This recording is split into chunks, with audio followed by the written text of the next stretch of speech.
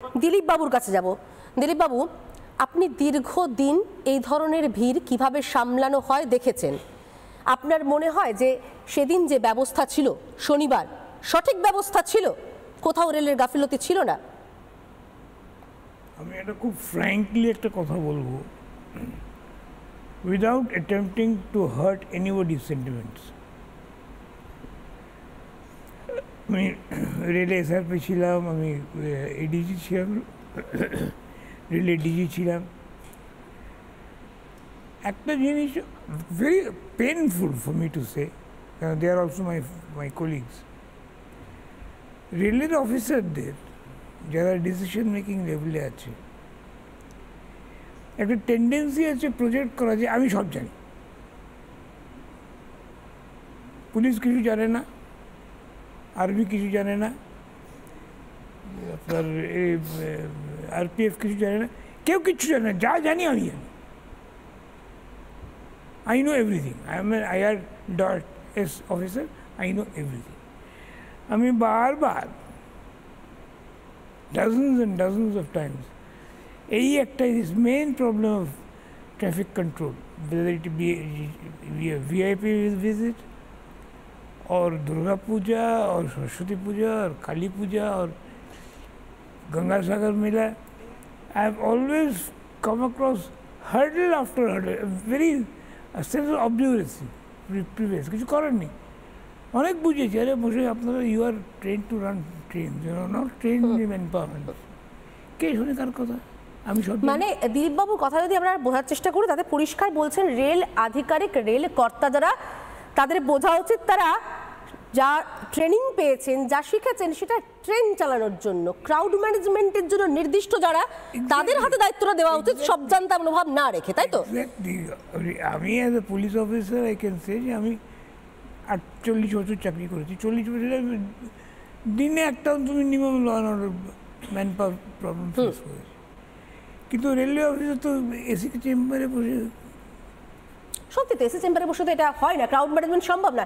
কেন সম্ভব না? আমি দিলীপবাবুর কথা সূত্র ধরে আপনাদের আসানসোলের একটা ছবি দেখাবো। আসানসোলে এই ছবিটা হচ্ছে গতকালের ছবি, শনিবারের ঘটনা ঘটেছে, রবিবারের ছবি। ছবিটাকে একবার দেখি, ছবিটা আমি বলবো প্লে করার জন্য পিসেরকে। দেখুন আসানসোল স্টেশনের ঠিক থেকে ভিড়, কোথাও দেখতে পাচ্ছেন আরপিএফ? আমি দেখতে পাচ্ছি না। ভিড়টা একবার দেখুন, কি ভয়ঙ্কর ঠিক থেকে একটা ভিড়।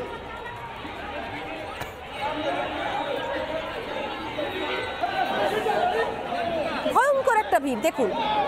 এবং এরা এই ভিড়টা শুধু নয়, এরা ট্রেনে ওঠার যে চেষ্টা করেছে সেটাও হচ্ছে উল্টো দিক থেকে, কারণ সামনের দিক থেকে তো সবাই উঠতে পারবেন না, এদিকে উঠতেও হবে, উল্টো দিক থেকে ট্রেনে ওঠার চেষ্টা করেছেন সেই ছবিটাও। এই ছবিটা স্ক্রিনে রেখেই আমি নীলাঞ্জন বাবুর কাছে যাব। নীলাঞ্জন বাবু, যে কথা দিলীপ বাবু বলছিলেন যে আরে বাবা আমি ট্রেন চালাতে শিখেছি, আমি ট্রেনের সিগন্যালিং শিখেছি, আমি এসি ঘরে বসে ওটা অপারেট করব, সেটাই আমার কাজ, আমি ক্রাউড ম্যানেজমেন্টটা জানি না, যারা জানে তাদের ছেড়ে দেওয়াটা দরকার, এই বোধ রেলের আসেনি বলেই কি এত বড় বড় বিপর্যয় আমাদের দেখতে বাধ্য হতে হয়? দেখুন, যে কোনো সেফটি সিকিউরিটি যখনই আমরা ডিসকাস করি তখন আমাদের সবসময় একটা জিনিস মাথায় থাকে যে তার মধ্যে আমাদের কিছু লুপহোল থাকবে।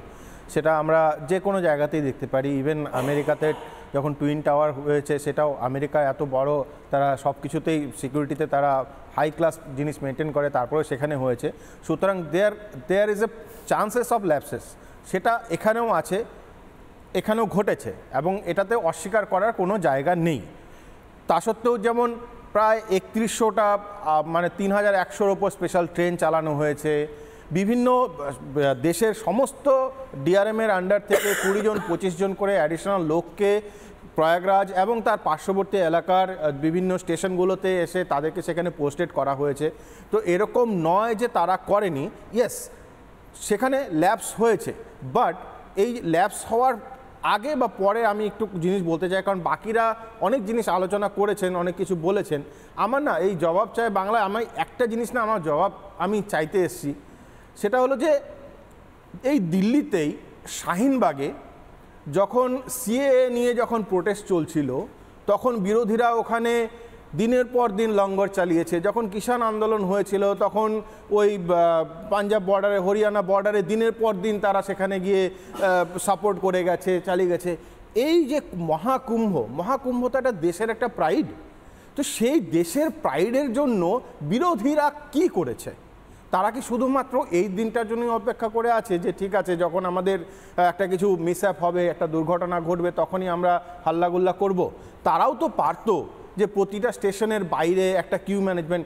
Yes, there is definitely there is a shortage of manpower, এবং সেই শর্টেজ অফ ম্যান পাওয়ার সেটা আজ থেকে নয়, সেটা বহুদিন থেকে চলে আসছে। দেয়ার ইজ এ প্রসেস, সেটাকে ওভারকাম করার একটা প্রসেস আছে।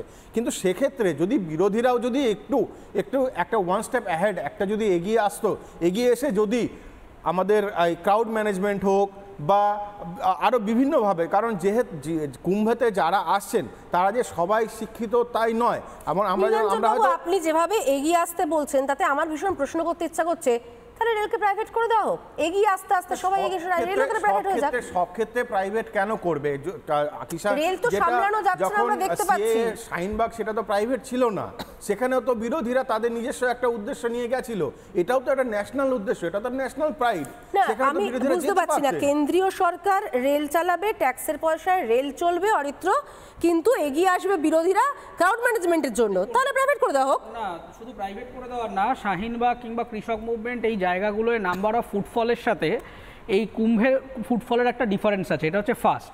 দ্বিতীয় কথাটা হচ্ছে যে কোনো বিরোধী মুভমেন্টের সাথে কুম্ভ মেলার একটা বেসিক পার্থক্য হচ্ছে, অবজেক্টিভের পার্থক্যটা হচ্ছে বাকি জিনিসগুলোতে যারা পার্টিসিপেট করেছে তারা নন স্টেট অ্যাক্টার্স, এবং যে মিডিয়ামগুলো ব্যবহার করা হয়েছে সেগুলো রাষ্ট্রযন্ত্রের বাইরের মিডিয়াম। সেই কারণে যে কোনো মানুষ একটা অ্যাসেম্বলি করতে পারে। এবার ঘটনা হচ্ছে, আমার প্রশ্নটা হচ্ছে যে আমি যদি সহযোগিতা করতে যাই, একটা রেলের টিকিট বিক্রি হবে কিনা সেই ডেটাটা রেলের কাছে আছে। কত শতাংশ মানুষ কোথায় বিশৃঙ্খলা করতে পারেন সেই ডেটাটা গভর্নমেন্টের কাছে থাকে। ইন্টেলিজেন্স ব্যুরো গভর্নমেন্ট অপারেট করে, যে কোনো জায়গার পুলিশ প্রশাসন সেইটা সম্পূর্ণ সরকার নিয়ন্ত্রণ করে। তাহলে একটা বিরোধী শক্তি গিয়ে তার কাছে কখনোই এই ক্ষমতা থাকতে পারে না যে আমি হাই রোডটা নিয়ন্ত্রণ করব। একটা ক্ষমতার কিছু না। গঙ্গাসাগরেও যখন মেলা হয় বা ইভেন কলকাতায় যখন পুজোগুলোতে হয়, তখনও কিন্তু বিভিন্ন ভলেন্টিয়াররা বিভিন্ন সংস্থা থেকে কেন হয় না জলছত্র চালু করে না, নানা ধরনের কন্টেন্ট দেখার জন্য লাইক করুন, শেয়ার করুন আমাদের ফেসবুক পেজ, সাবস্ক্রাইব করুন আমাদের ইউটিউব চ্যানেল। পাশাপাশি অন্যান্য ব্রেকিং নিউজের জন্য অবশ্যই চোখ রাখুন রিপাবলিক বাংলায়।